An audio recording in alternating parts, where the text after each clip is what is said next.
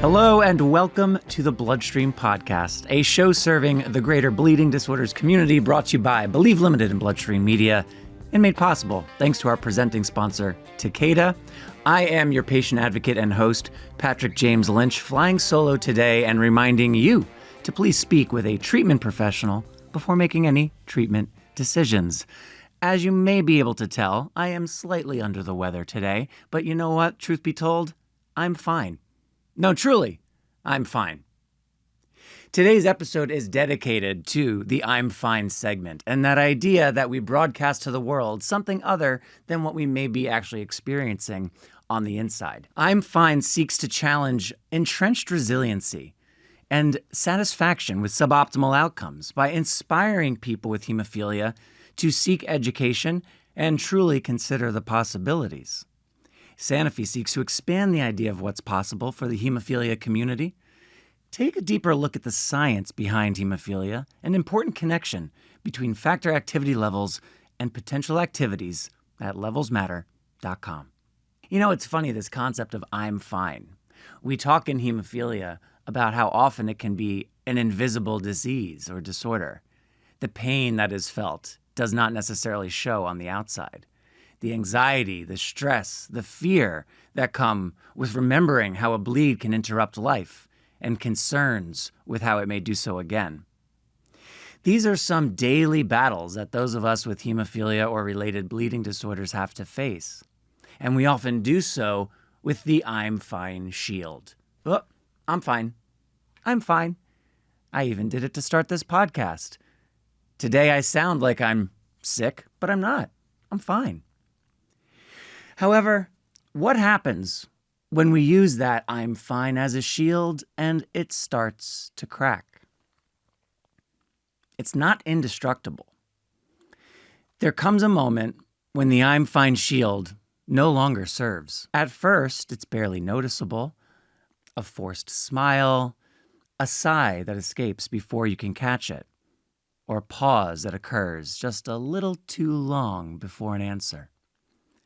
The weight builds. Unspoken words, ignored stress, emotions shoved aside. Until suddenly, I'm fine just doesn't hold up anymore. Today we're talking about that moment, that first fracture, when the act of keeping it all together can no longer go on. When the weight becomes undeniable. Colorado community member Austin Lerner knows that moment well. He recently spoke with Hannah about what it felt like when his I'm fine began to crack and what happened next. I think for me, when those feelings and situations occur, those realize themselves in panic and in unsureness of what's going to happen and overall uncomfortableness. The I'm fine mindset's unsustainable because you can't be fine all of the time. Eventually, the cracks will show through your mask. We all use I'm fine as a shield, and I relate to Austin. That uneasy, unsteady feeling when the shield you've relied on starts to crack. But it raises a pretty important question. What exactly is it that we are protecting ourselves from? I use I'm fine for a lot of situations, and in hindsight, that's probably the wrong way to go about solving a problem. I typically use I'm fine when I don't want to express my true thoughts or emotions or feelings on a situation. Society often reinforces this idea that strength means hiding our struggles, that admitting we're not okay is a sign of failure. Society can prefer that strong, silent type. Shout out Tony Soprano. But as Austin puts it, showing weakness often means that you're not capable of handling bigger problems or other issues, wherein in reality, I think showing weakness shows that you're human, and I think it's important to be able to show weakness so that you can show what you're able to do to overcome that weakness. We're expected to be resilient, tough. We are the ones that others can rely on.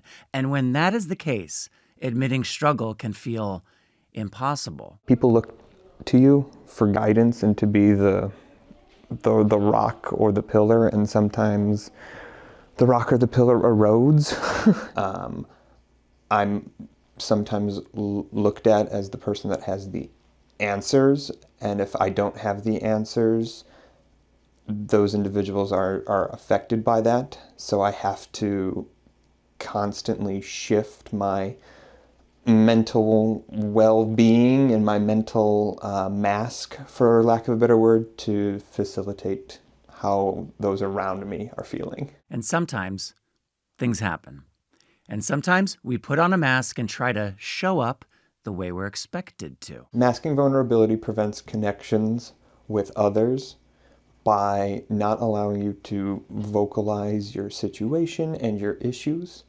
I often find that if I don't share information with others to express how I'm feeling, it affects me in a negative way. And that negative way, as Austin puts it, that moment when the I'm fine shield begins to crack, when the mask starts to come down, that moment is too big to ignore. For the longest time, I said I was fine, and then realized that I was probably lying to myself for a long time.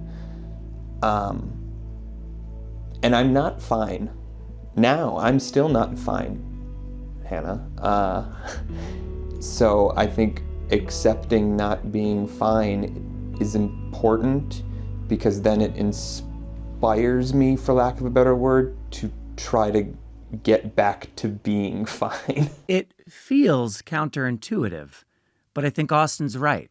The sooner I can face how I'm really doing, the sooner I can do something about it. But that's easier said than done. But how do we shift from hiding pain to expressing vulnerability, but in a way that's safe? Sometimes you have to do what makes you happy to break that cycle. Some practical ways to shift from hiding pain and expressing vulnerability would be to communicate with those that care about you. If you have a partner, make sure you communicate with your partner. If you have a family that understands the situation you're in, communicate with your families.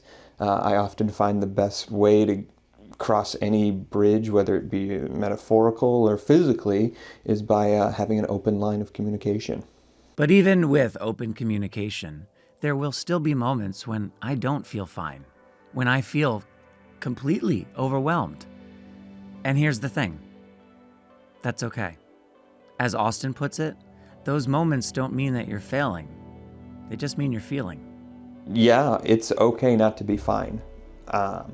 Like I said before, I put the fine face on, and then kind of had an emotional breakdown, for lack of a better word. So it's important to embrace those unfine moments, because the hope after that is that you can at least get to a level playing field, or a normal level afterwards. A therapist once told me, it's okay to not be okay. In fact, sometimes not being fine is the most honest thing that I can tell people I am. So, be how you are.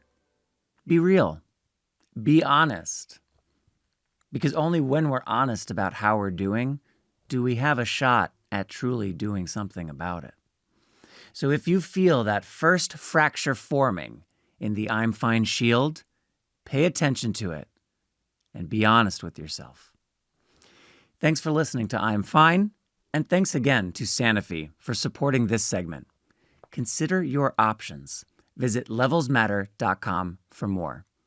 This has been a special pop-up episode of the Bloodstream Podcast. We'll be back on our regularly scheduled program. Well, we'll be back in our regularly scheduled slot pretty soon. Subscribe if you haven't. Share this episode. My name is Patrick James Lynch, and until next time, take self-care of yourself. Bye, everybody.